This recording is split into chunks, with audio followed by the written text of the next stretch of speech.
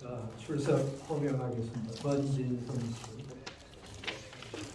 김경희 씨, 김재수 씨, 박재학 씨, 예. 정동기 씨, 네. 윤정희 씨, 이수지 씨, 하보경 씨, 예. 허갑숙 씨, 네. 이현희 씨, 최현희 씨, 정현진 씨, 김학경 씨, 박은숙 씨, 김원영 씨, 예. 정선주 씨, 김영수 씨,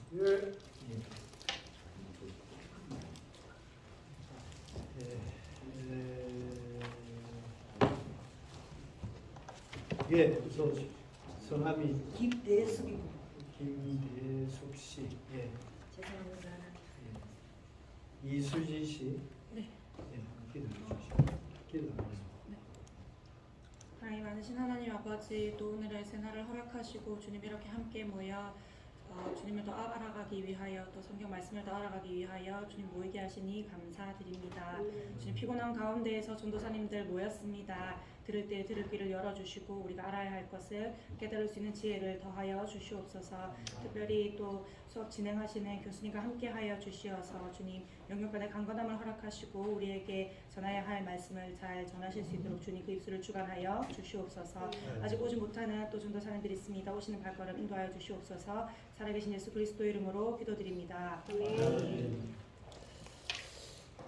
자, 오늘 우리 서론 부분을 사실 그동안에 요한계시록을 이해하는 데 필요한 내용들에 대한 설명을 했습니다.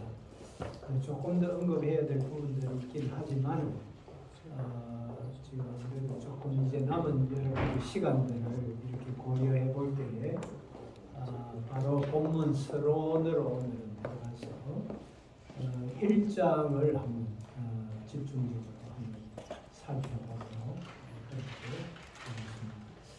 성경을 요한계시록 1장을 한번 펴보겠습니다. 1장 1절부터 우리 3절까지 우리 다 함께 읽겠습니다. 요한계시록 1장 1절에서 3절까지입니다. 다 함께 읽습니다. 예수 그리스도의 계시라. 이는 하나님이 그에게 주사 반드시 속히 일어날 일들을 그 종들에게 보이시려고 그의 천사를 그 종 요한에게 보내어 알게 하신 것이라. 요한은 하나님의 말씀과 예수 그리스도의 증거 곧 자기가 본 것을 다 증언하였느니라. 이 예언의 말씀을 읽는 자와 듣는 자와 그 가운데 기록한 것을 지키는 자는 복이 있나니 때가 가까우니라. 아멘. 우리가 요한계시록 전체 22장 가운데서 이 1장 1절부터 마지막 1장 20절까지가 요한계시록 전체의 서론입니다. 서론 가면 1장 1절에서 20절. 그 다음에 2장 3장은 뭐라고 우리가 그 제목을 붙입니까? 2장 3장은 소아시아 7교회에 대한 그죠? 예수님께서 주신 계시의 말씀이기 때문에 교회를 향한 계시, 그래서 교회 계시라고 하죠. 그 다음에 4장 5장은 하늘 문이 열리고 사도 요한이 하늘의 세계에 올라가서 그죠? 하늘 보좌를 보게 되었습니다. 그래서 하늘 보좌가 어떻게 이루어졌는가 그것을 구체적으로 기록해 놓은 그 부분으로 4장 5장은 보좌 계시라 그렇게 말을 하죠. 그 다음에 6장부터 이제 마지막 장 22장 5절까지는 예수님의 초림부터 재림까지, 다른 말로 종말, 말세라고 합니다. 혹은 환란의 기간, 증거 기간, 혹은 천년 통치 기간, 뭐 이런 다양한 그죠? 용어로 부르는데 이 6장에서 22장 5절까지를 종말 계시라 그렇게 이름을 붙입니다. 그래서 이 종말 계시 안에는 예수님의 초림부터 재림까지를 여러 다양한 측면에서 그죠? 설명하고 있는 초림부터 예수님 재림까지의 어떤 일들이 이 세상에서 일어나게 될 것인가 하는 것을 상징적인 여러 가지 용어들을 동원해서 표현을 하고 있습니다. 그 다음에 22장 6절부터 마지막 22장 21절까지는 요한계시록의 결론이라고 하지요. 결론. 이렇게 모두 5 부분으로 나누어집니다. 그래서 오늘 요한계시록 1장 서론 부분 1장 1절부터 20절까지 이 1장을 우리가 제대로 이해하면 사실은 나머지는 이 서론의 내용대로 이렇게 그죠? 나머지 부분들이 이렇게 보다 더 구체적으로 확대되어진 그런 하나의 설명들이라고 볼 수 있겠습니다. 그래서 이 서론은 1장은 계시록 전체를 사실은 압축해 놓은 하나의 요약본이다. 그렇게 말을 할 수 있겠습니다. 1절에 보면 예수 그리스도의 계시라 그랬죠. 예. 계시라는 말은 헬라어로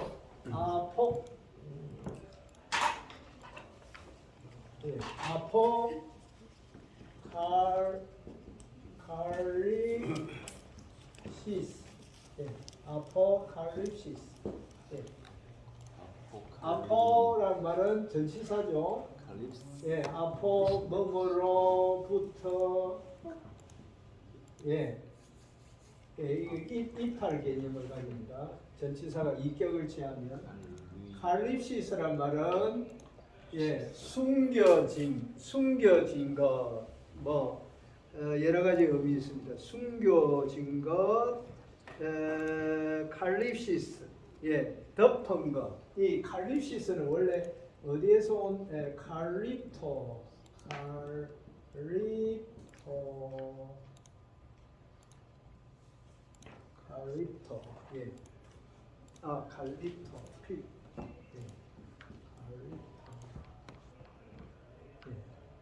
칼립토라고 하는 단어에서 파생되어졌죠. 이 칼립토라고 하는 동사입니다. 동사는 덮다, 가리다, 감추다.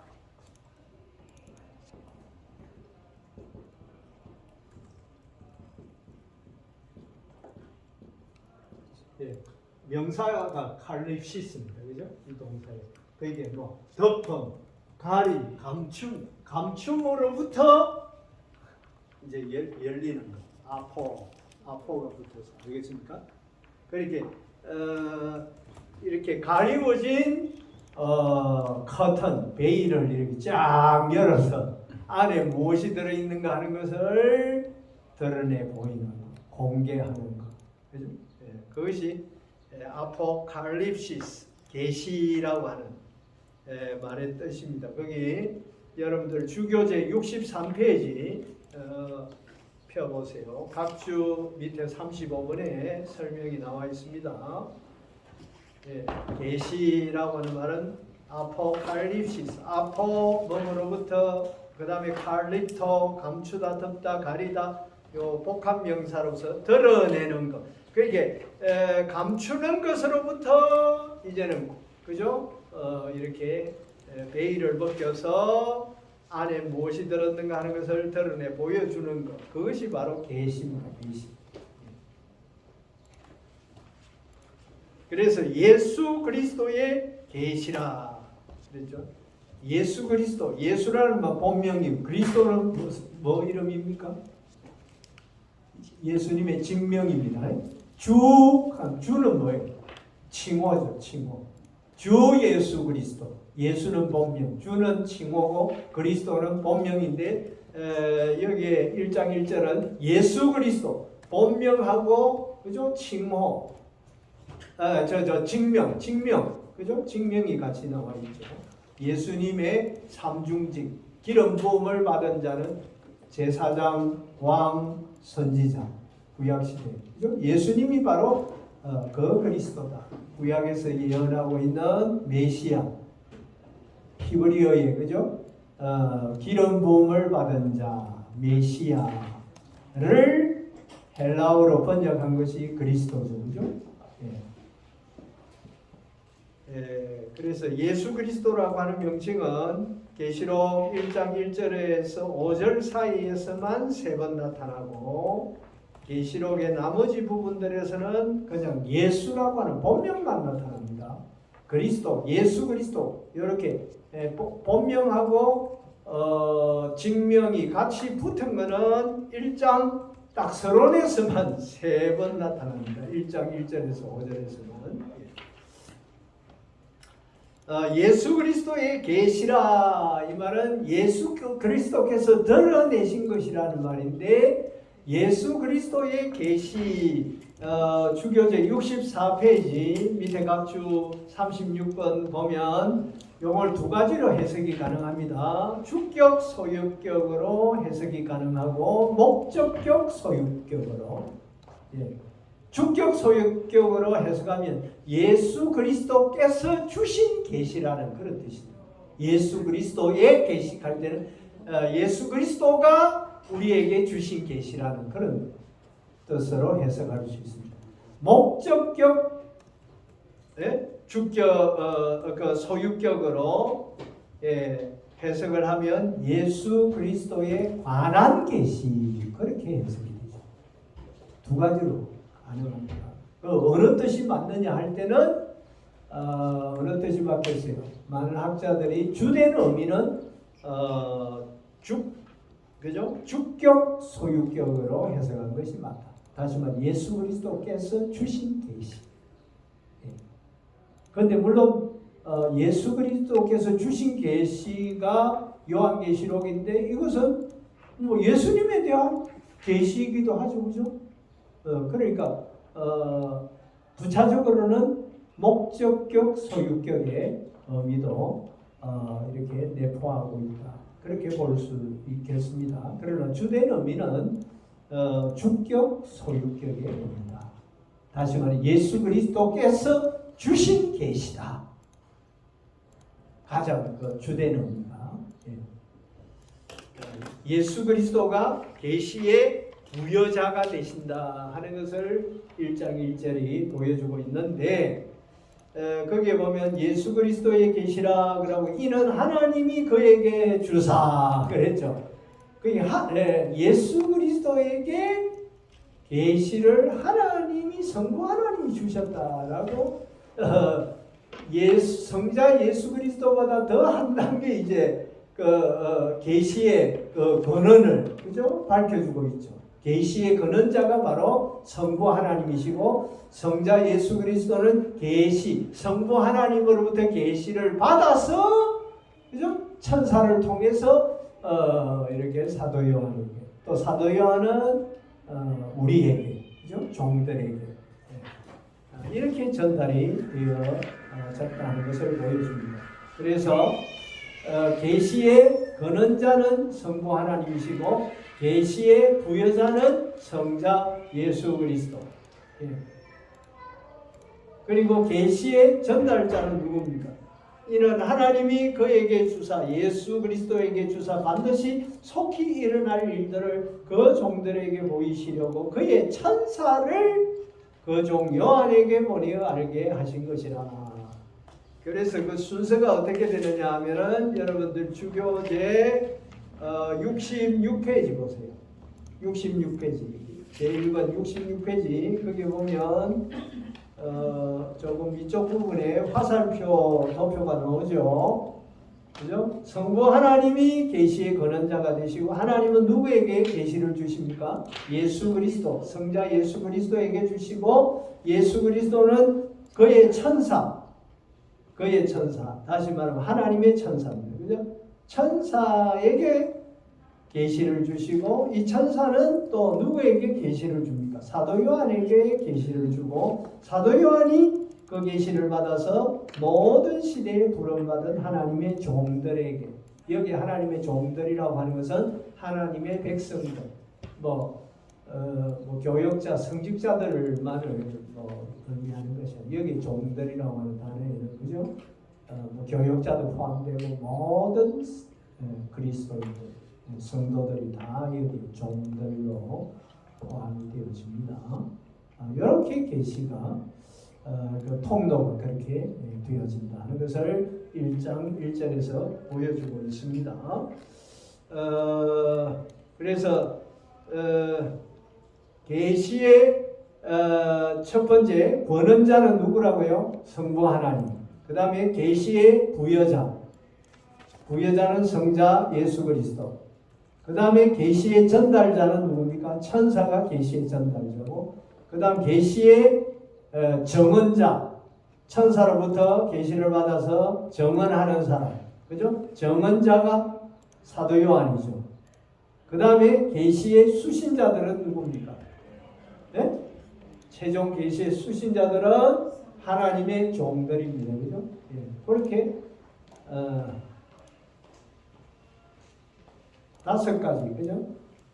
이 계시록의 독특성. 그리고 마지막 6번째로는 이제 계시의 방법을 말씀해 주고 있습니다. 어떻게 계시를 했느냐니까 1절 마지막 부분에 그의 천사를 그 종 요한에게 보내어 알게 하신 것이라. 알게 했다 그랬죠.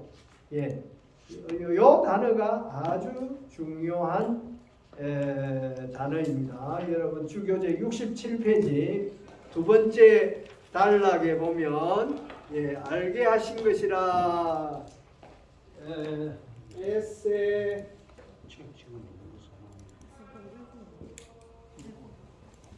에세마네 세마이노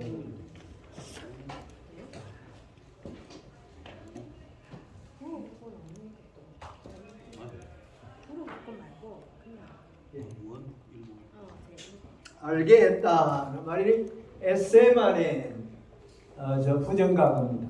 부정각어 동사죠. 동사인데 이 에세마네의 기본형은 세마이노라고 하는 동사입니다. 이거는 상징으로 표시하다, 상징으로 알게 하다 그런 동사입니다. 원래 이 세마라고 하는 단어에서 파생되어진 동사죠. 세마는 표시, 사인은 헬라어 사인, 영어의 사인, 표시. 세마이노 상징으로 알게 하다. 그러니까 상징을 통해서 그죠? 모든 하나님의 종들에게 알게 해주신 그죠? 하나님의 특별 계시의 말씀이 계시록이다. 그런 말이에요. 그래서 이 알게 하신 것이다. 67페이지 위에서 두 번째 단락.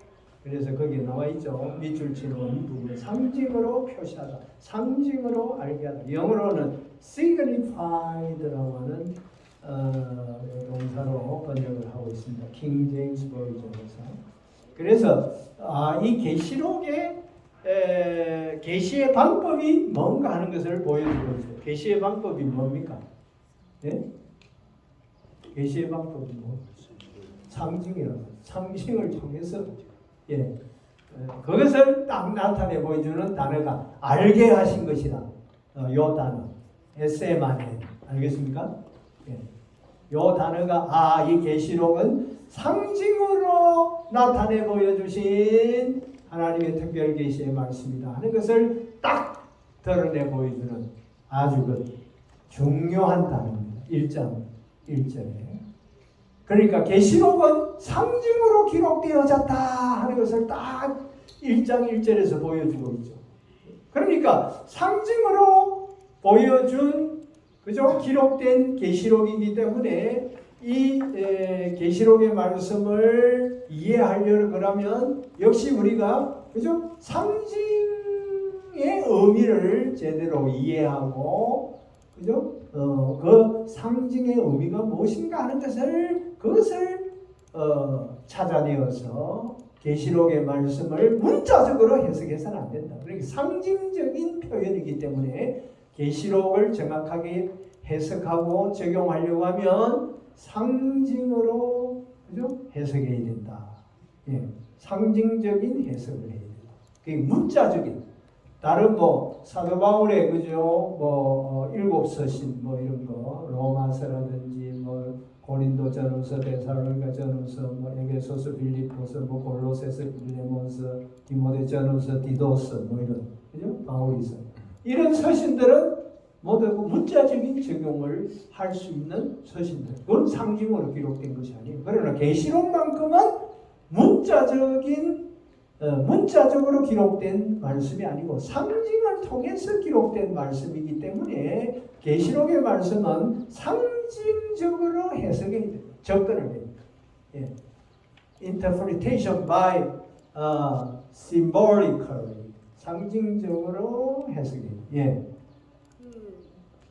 다른 학자들에 의하면 예. 상징적으로 요한계시록을 보면 부분적으로 안 맞는 부분이 많다고 이렇게 어느 책에는 이렇게 기록이 돼 있던데. 상징적으로 보면 아마 그렇게 상징으로 해석을 이제 하다 보니까 학자들마다 이제 이 상징에 대한 예를 들면 11장에 두 정인, 두 감람나무, 두 촛대 이런 표현들이 나오거든요. 그게 조금 이제 학자들마다 그 상징을 보는 관점이 다르다 보니까 그래서 이 요한계시록의 해석이 천차만별이고 극과 극을 달리는 특별히 6장 같은데 일곱인을 떼시는 그죠? 그 인공개 환상을 기록해 놓은 6장의 첫 번째 말이 뭡니까?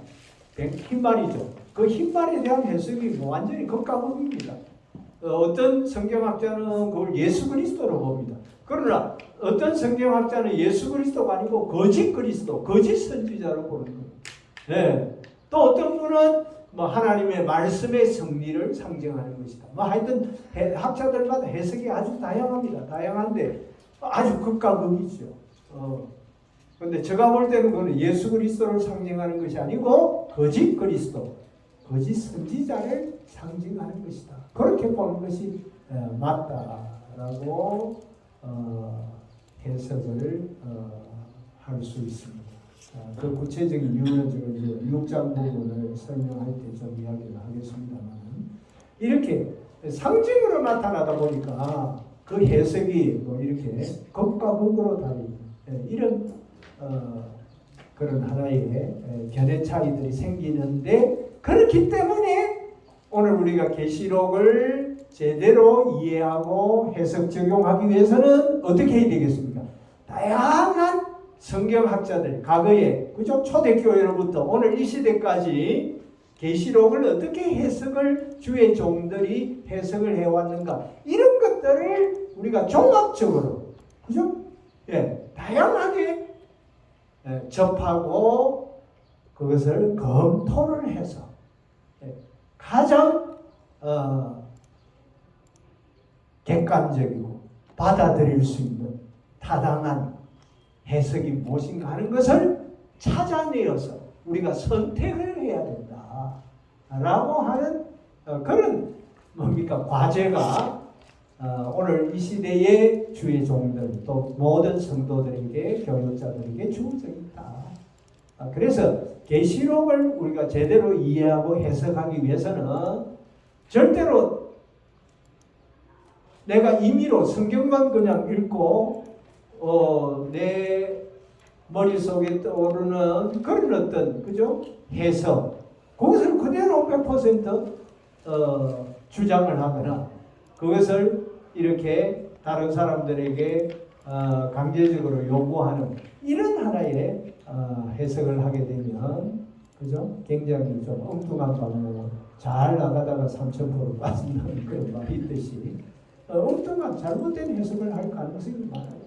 그래서 이단들이 요한계시록을 가지고 장난치기가 아주 쉬운 상징으로 표현되어 있다고.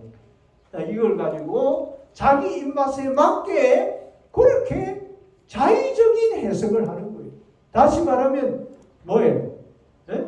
상징적으로 해석해야 될 부분을 뭐로 해석합니까? 문자적인 해석을 하는 거예요. 접근을 하는 거예요. 그게 이단들의 요한계시록 해석 방법. 상징적으로 해석하라고 하는 것은 문자적인 접근. 그 7장에 14만 4천 명 하나님의 인침을 받은 그 이마에 14만 4천 명이 노는데 봐라. 14만 4천 명만 인침을 받지 않았느냐. 구원받는 사람, 하늘나라에 들어갈 수 있는 사람은 14만 4천 명만 구원받을 수 있다. 천국에 들어갈 수 있다. 이런 식으로 그걸 문자적으로 적용을 해버리는 거예요. 네. 그 신천지 같은 이런 대표적인 이단들의 해석이 그렇죠. 그러니까 14만 4천 명 차면은 종말이 온다든지 이런 식으로 접근을 하는 거예요. 그 이미 신천지 14만 4천 명이 넘었다고 그러네요. 이미 종말이 왔어야 되는데 그것도 안 맞는 거예요. 네. 그 이미 안 맞을 수밖에 없는 것은 1장 1절에 상징으로 나타내신 것이라 알게 하신 것이라고. 그죠? 에세마넨이라고 하는 부정가구 동사로 분명히 이 계시록의 말씀은 문자적으로 해석하면 안 됩니다. 라고 그죠? 경고 사인을 줬어요. 이 계시록의 계시의 방법이 다른 성경하고는 달리 상징으로 계시되어진 것이다. 그러니까 이거는 문자적인 적용을 하면 안 된다라고 1장 1절에서 딱 그걸 기준을 해석의 기준을 말씀해주고 있는 거예요. 그런데도 이걸 무시하고 그냥 문자적으로 적용을 해야 되니까 그래서 그 이단이 나오는 거예요. 무슨 말인지 알겠지요? 그래서 계시록의 말씀은 상징적인 해석을 해야 됩니다. 접근을 해야 됩니다. 모든 숫자 같은 거라든지, 그죠? 표현, 예를 들어서 계시록 뒤에 그 12장 같은데 보면 여자가 아이를 배웠고 해산은 해서 배가 아파가지고 아이를 낳았다. 이 여자가 뭐냐? 천주교 같은 데서는 그 여자를 성모 마리아라고 또 해석을 하는 거예요. 성모 마리아. 여자가 아이를 배어서 임신해서 낳은 그거는 이제 예수 그리스도다. 그러니까 그 여자는 성모 마리아로 봐야 된다. 그러나 우리 개신교에서는 아니다. 그 여자는 교회를 상징하는 것으로 봐야 된다. 이렇게 해석의 차이가 나는 거예요. 그 여자를 어떻게 보느냐, 또 그 아이를 어떻게 보느냐. 또 뒤에 보면 또 뭐가 나오느냐 하면은 바다에서 짐승이 13장에 올라왔다.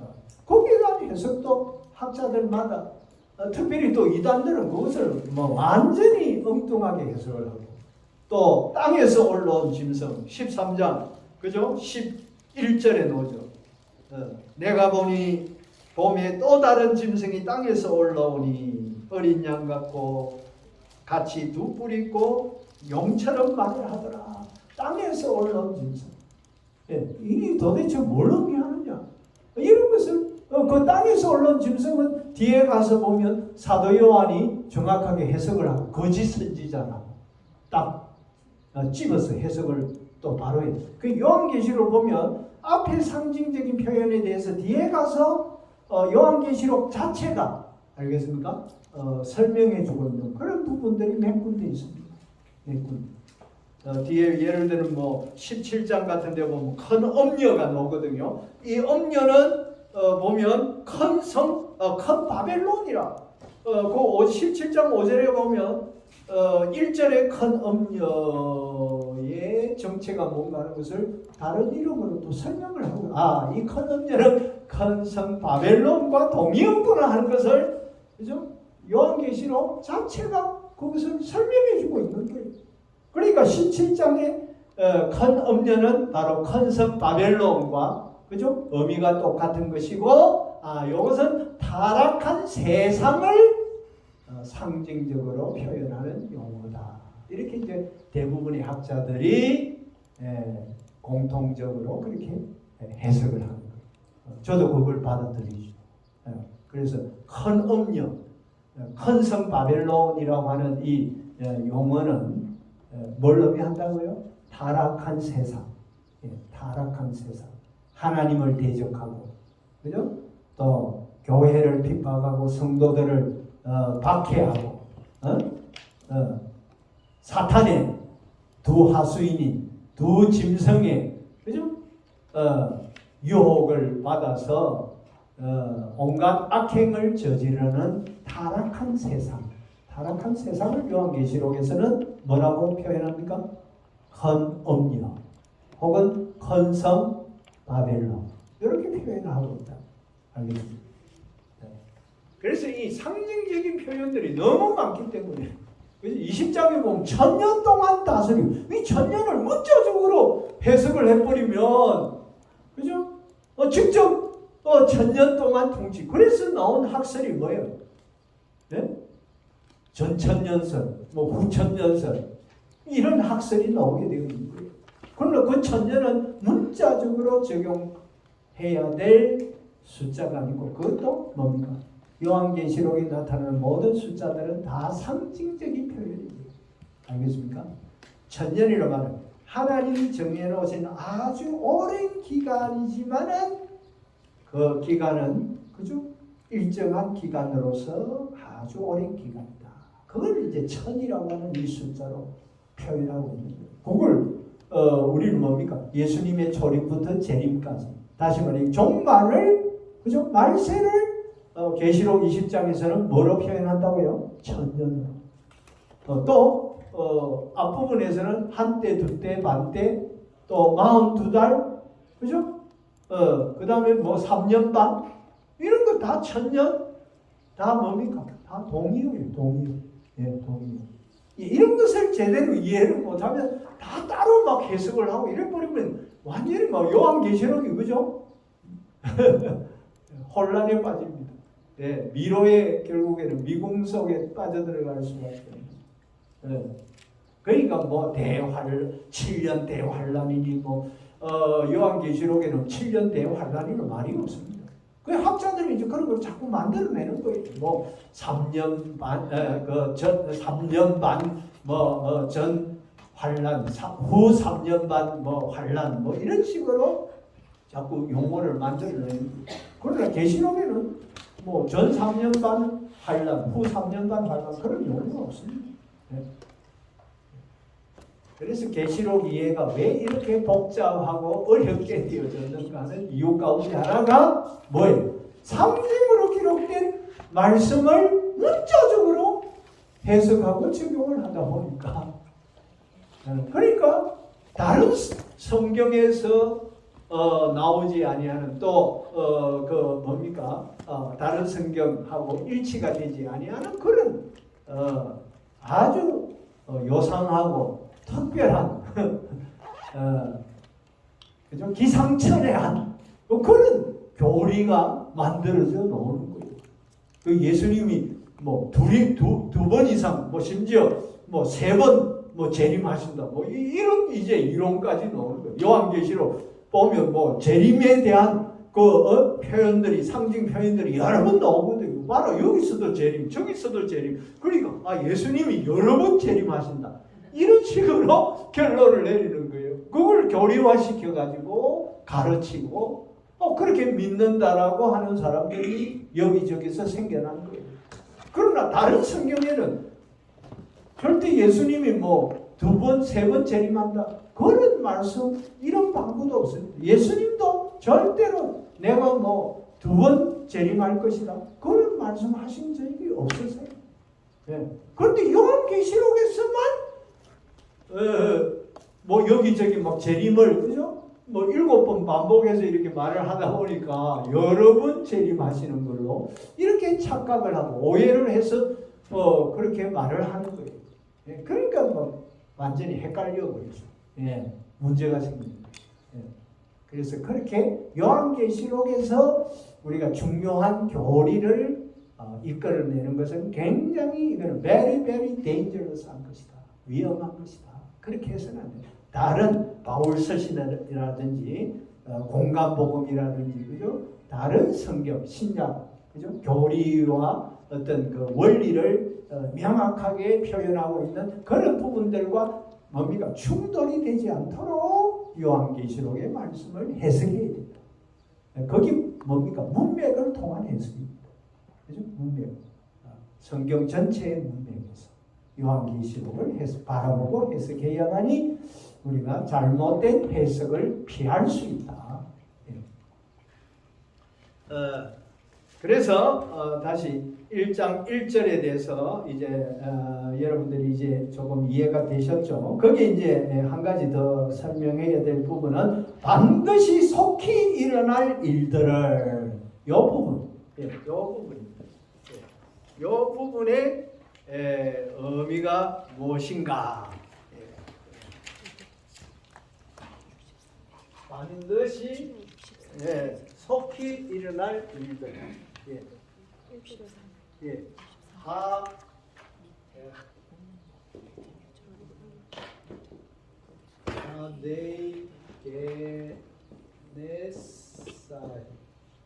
사이 앤 타케.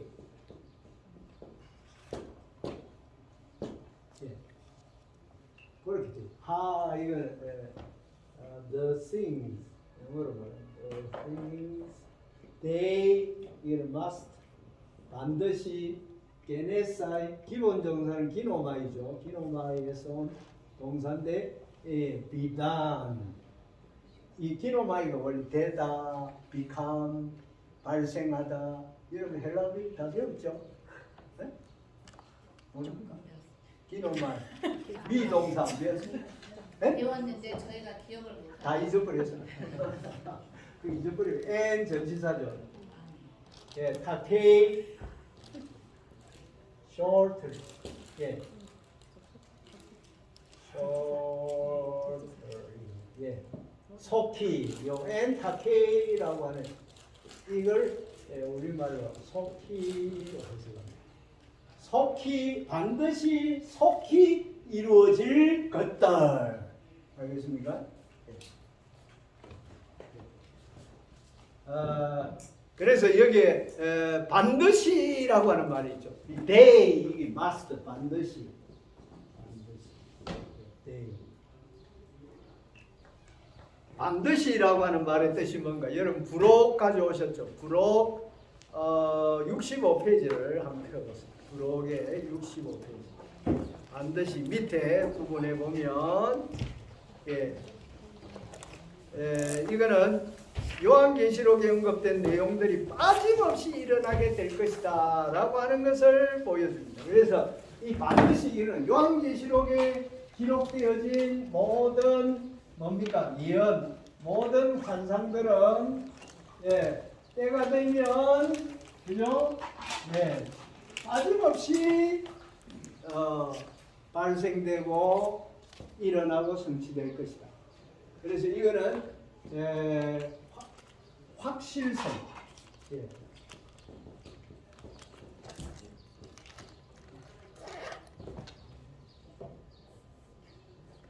영어로 certainty. 그 다음에 필연성을 나타냅니다. 필연성. necessity. 확실성과 필연성을 나타냅니다.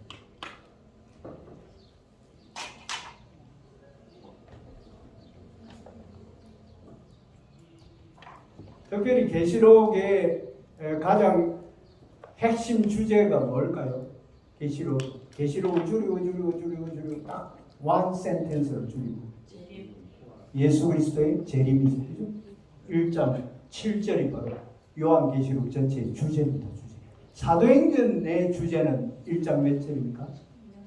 네? 사도행전 1장 8절 오직 성령이 너에게 임하신 너희가 권능을 받고 예루살렘과 유다와 사마리아 땅끝까지 이르러 내 증인이 되리라 하십니다. 나머지 부분은 뭡니까? 1장 8절에 이제 그 2장에는 성령이 그죠? 다락방에 임하심으로 성령 충만을 받은 제자들이 이제 복음을 전함으로 예루살렘에서 복음을 전하고 그다음 예루살렘과 그다음에 온 유대와 사마리아와 땅끝이라고 로마에 이르기까지 복음이 어떻게 그죠? 증거되어졌는가 하는 것을 실제적인 그죠? 그 내용들을 설명하고 있는 것이 사도행전 28장. 그것을 전체 사도행전 28장을 다 줄이면 1장 8절로 줄일 수 있듯이 계시록의 요 전체 22장의 내용을 줄이고 압축해서 딱 원 센텐스로 요약하라고 하면 1장 7절입니다. 그죠? 예.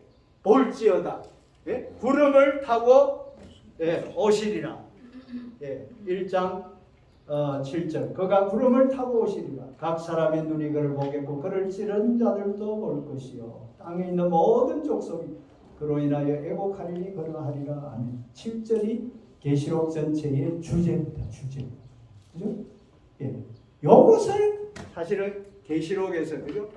다양한 관점에서 예수님의 재림을 그죠? 초림부터 재림까지를 묘사하고 있는 거예요. 묘사하고 7번 반복. 6장에서 22장 5절까지 거기 종말계시라고 그랬죠. 종말계시 안에서 7번 반복했어요. 예수님 반드시 오신다. 반드시 오신다. 7번 그냥 계속 반복하고 이 서론에서도 7절에 그죠? 주제로서 말씀하고 있고 결론이 뭡니까? 22장 6절부터 21절이 결론에서도 3번 또 언급을 합니다. 내가 거기 결론에는 속히 오리라 했어요. 7절은 어떤 예수님의 재림의 형태와 그 결과에 대해서 언급하고 있죠. 구름을 타고 온다. 그죠? 예수님의 재림의 그 모습이 어떻게 되고 그 결과로서 땅에 있는 모든 족속이 땅을 치고 후회하면서 애곡하게 될 것이다. 그런 결과가 나타난다. 이런 것을 말씀하고 있다고 하면 22장에 가서는 3번 내가 속히 오리라 속히 오리라 속히 오리라. 예, 예수님의 재림은 속히 이루어질 사건이다. 그 속히라고 하는 말이 또 뭐냐 이제 반드시 속히 엔타케이 이 단어를 속히라고 하는데 이 속히라고 하는 의미는 이것도 2가지 의미를 가집니다. 신속성과 돌연성.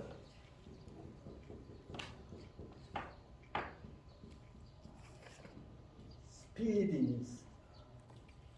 그 다음에 돌연성. 서든니스. 이 2가지 의미를 가진 속히. 속히라고 하는 말의 의미가 뭐냐? 이거 정확히 학자들마다 막 해석이 이것도 상당히 막 부각색입니다만 딱 정리하면 2가지입니다. 신속 하나님의 때에 지체함이 없이 이루어질 것이다. 그 다음 돌연성이라는 말은 갑자기 하나님의 때가 되면 갑자기 도둑이 그죠? 집안에 침입에 들어오듯이 도둑같이 내가 오리니 하고 계시록에도 그렇게 말씀하고 있습니다. 데살로니전서 5장에도 보면 도둑같이 오신다. 주님. 여러분 부록 66페이지에 중간에 나와 있죠. 속히라고 하는 단어는 하나님이 부록 66페이지입니다. 부록 1번 정하신 때와 시간이 도래하면 지체함이 없이 이루어진다는 신속성, 그죠? 스피디니스 의미하는 용어이다.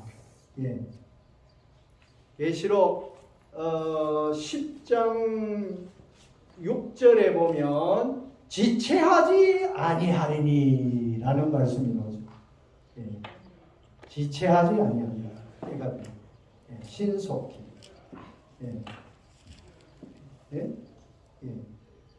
또 22장 마지막 12절 12절에 보면 보라 내가 속히 오리니 또 22장 20절에 이것들을 증언하시니가 이르시되 내가 진실로 속히 오리라. 진실로 하나 또 더 붙었어요. 예, 진짜 내가 속히 온다. 예, 예. 또 22장 7절에도 보라 내가 속히 오리니. 예, 이 신속성. 예. 그 다음에 돌발성을 의미하는 것은 뭐냐니까 여러분 그 계시록 17장 보세요. 한 펴 보세요. 17장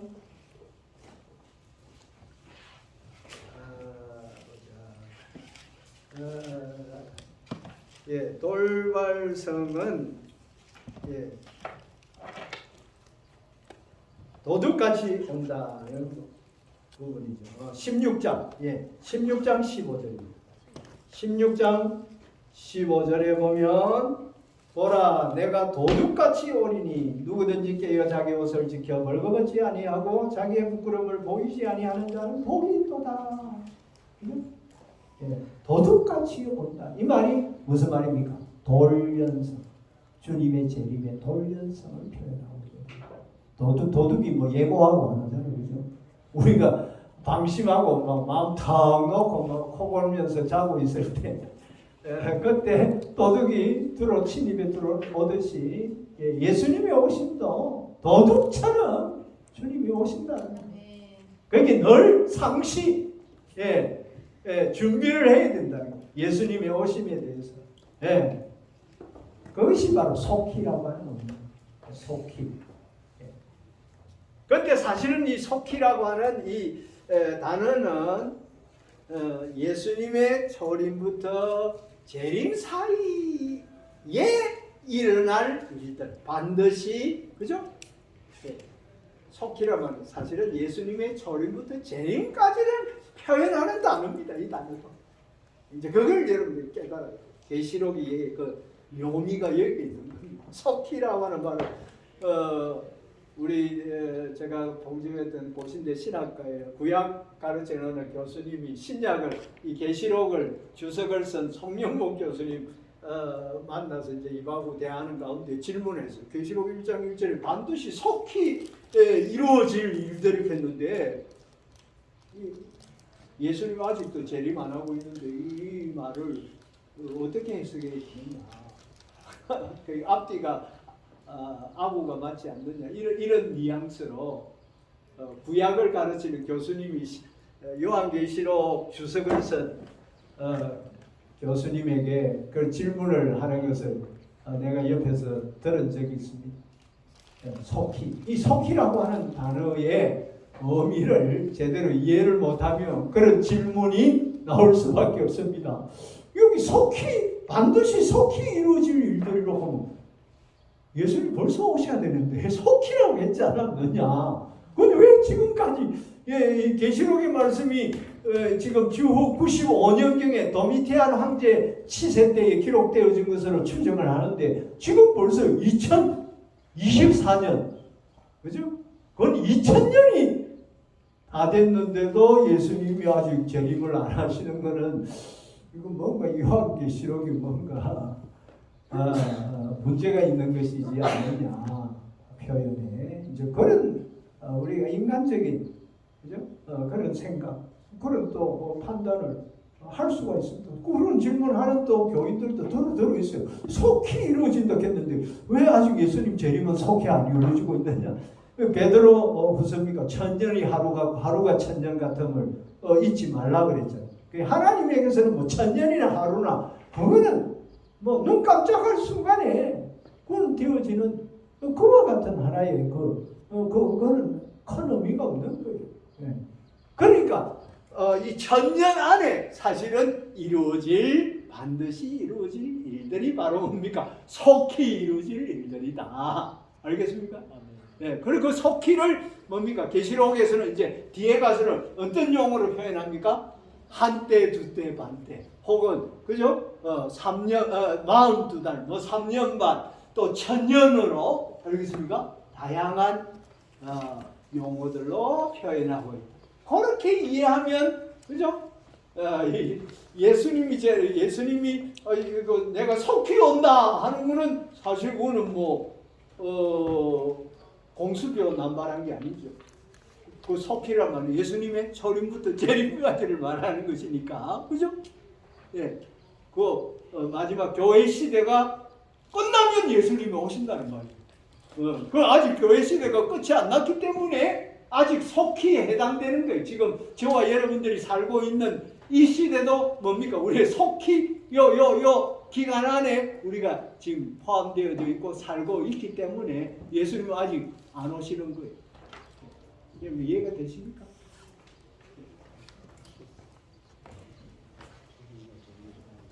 그래서 여러분 이제 이거 1장 1절을 잘 이해를 하면 계시록 나머지 부분을 우리가 이해하는데 사실은 아주 엄청난 이 하나의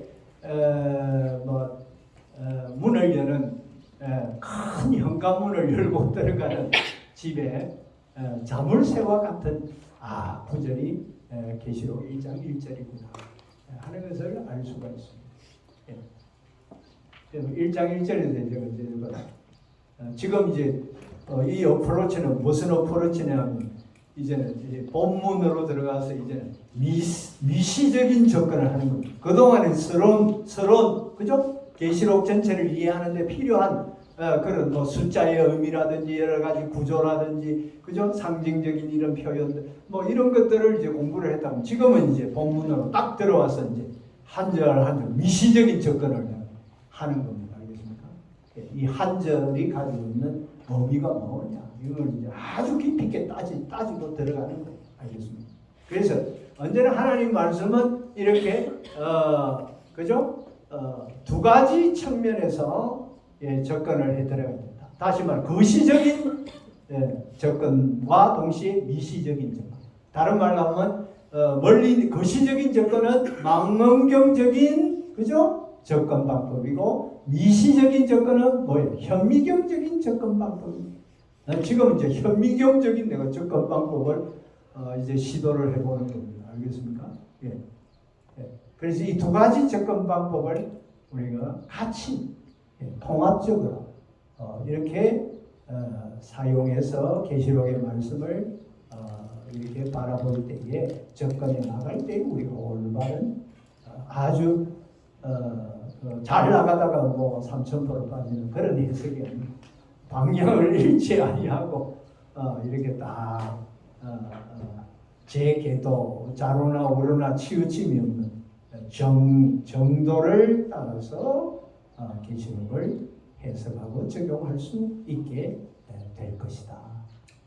지금 이제 미시적인 접근을 1장 1절에 대해서 한 겁니다. 자, 그 다음에 시간이 2절에 보세요. 자, 2절 요한은 하나님의 말씀과 예수 그리스도의 증거 곧 자기가 본 것을 다 증언하였느니라. 2절은 이거는 뭘 의미하느냐니까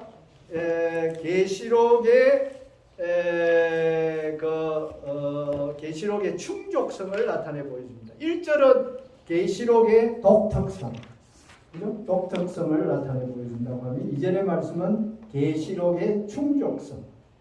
요한은 뭐라고 했습니까? 다 증언했다. 이 말은 계시록 안에는 그죠? 부족한 것이 없이 다 들어있다고 말입니다. 계시록의 충족성. 충족성인데 거기에 보니까 하나님의 말씀과 예수 그리스도의 증거 곧 자기가 본 것을 다 증언했다. 그 세 가지 내용이 나오죠. 하나님의 말씀, 그 다음에 두 번째 예수 그리스도의 증거, 그 다음에 자기가 본 것.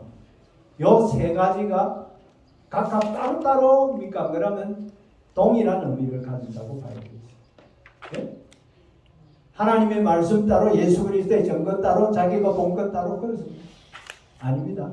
다 똑같은 의미를 가지고 있는 동의어들입니다. 그러니까 하나님의 말씀 곧 예수 그리스도의 증거. 그 다음에 그 증거를 이제 더 구체적으로 그것이 바로 사도 요한 자신이 본 것들이다. 이렇게 지금 말을 하고 있는 거예요.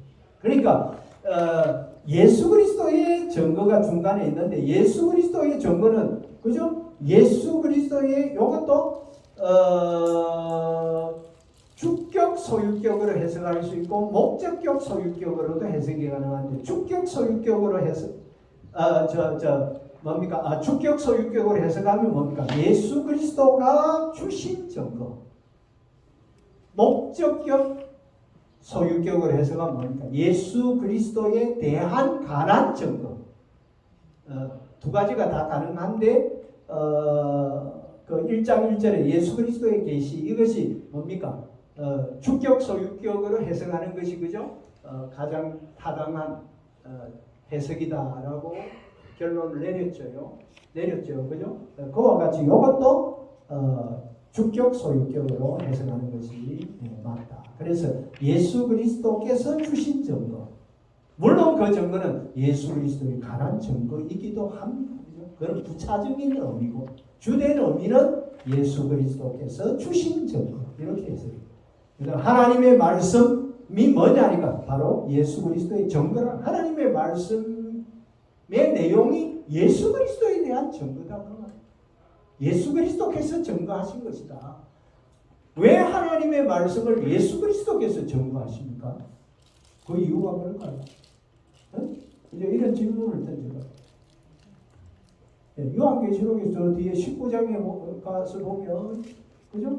예수님의 이름이 뭐라고 되어 있습니까? 19장 13절에 보면 또 그가 핏부린 옷을 입었는데 그 이름은 하나님의 말씀이라 칭하더라.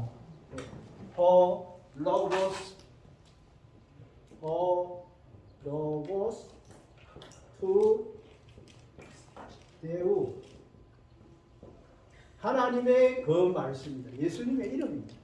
그 요한 복음 1장 1절에 보면 엔아르케엔홀로고스 태초에 계셔왔다 미완료가 오고 홀로고스 그 홀로고스 그 말씀이 태초로부터 그 엔아르케는 창세 이전 영원 세계입니다.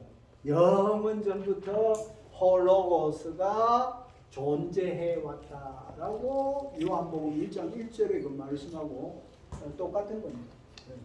그 예수님의 이름이 하나님의 그 말씀이세요. 그러니까 하나님은 우리에게 말씀하실 때 누구를 통해서 해야 되겠어요? 말씀이신 예수님을 통해서 해야 되는 겁니다. 예수님이 말씀이시기 때문에 자신이 홀로고스이시기 때문에 알겠습니까? 예수님이 하나님 성부 하나님이 어떤 분이신가 하는 것을 드러내시는 계시자가 된다.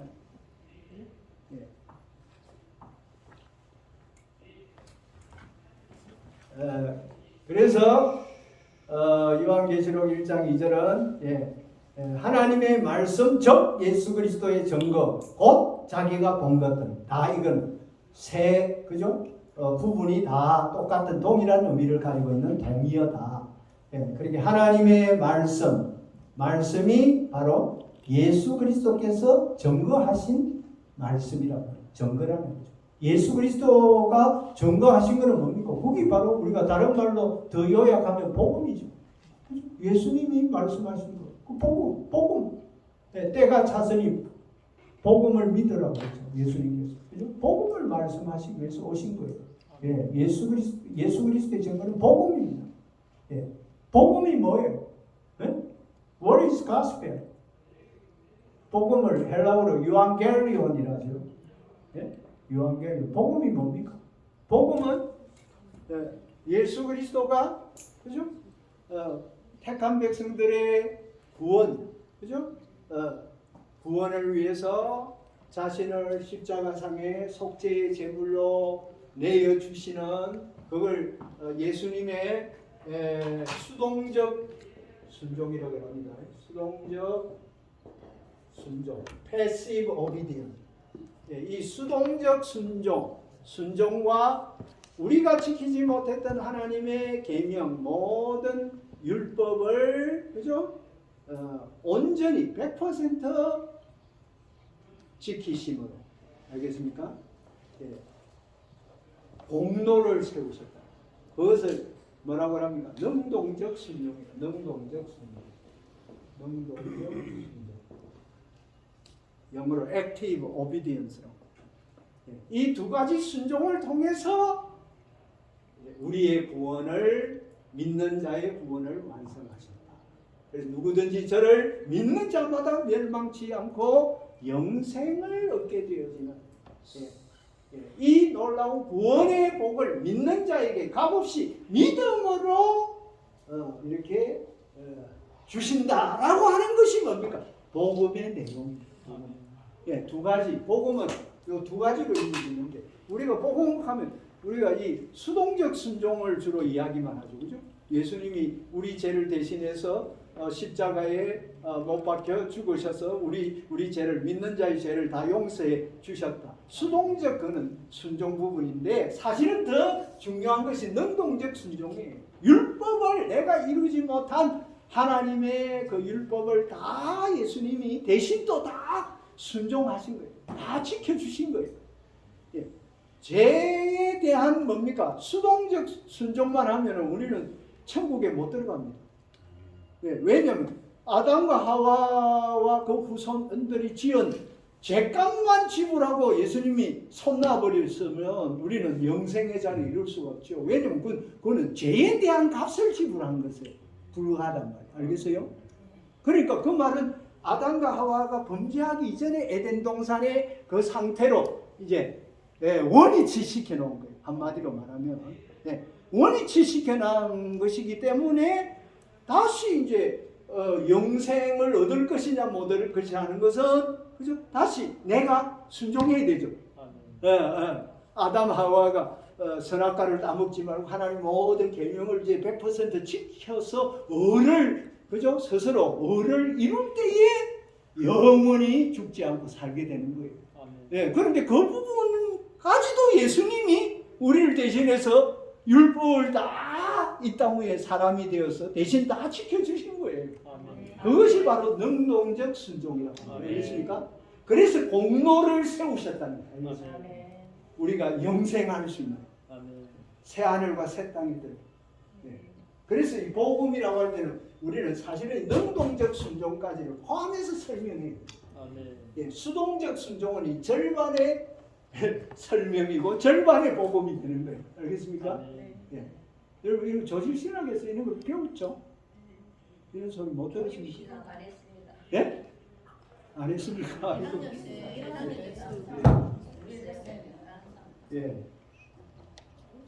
그래서 오늘 본문 2절은 하나님의 말씀 곧 예수 그리스도의 증거, 이게 바로 복음입니다.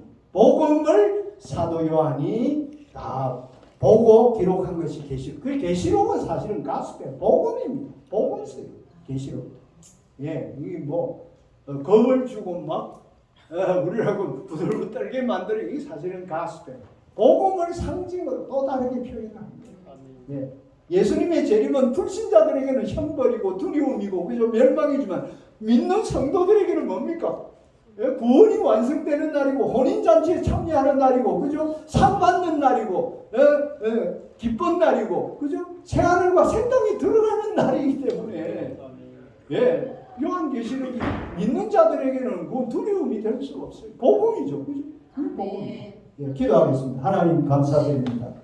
오늘 이전에 저희들을 불러주셔서 계시록의 말씀을 특별히 새로운 부분을 상고하며 이 1장 1절과 2절이 우리에게 주시는 주님의 놀라운 은혜의 말씀을 듣게 해주시니 감사드립니다. 주님 이 계시록이 우리를 두렵게 하고 우리로 하여금 겁을 먹고 좌절하게 하는 그런 말씀이 아니라 참으로 믿는 자에게는 놀라운 주님이 완성하신 구원의 축복이 그대로 이루어지며 실현되어지는 그와 같은 역사가 일어나게 될 것을 여러 상징들을 통해서 말씀에 주신 것을 미사옵고 감사를 드립니다. 이 말씀을 더 깊이 더 풍성하게 온전히 깨달을 수 있도록 성령님 조명해 주시고 우리 모두를 진리 가운데로 인도해 주시고 역사하여 주시옵소서. 예수님 이름으로 기도하옵나이다. 아멘.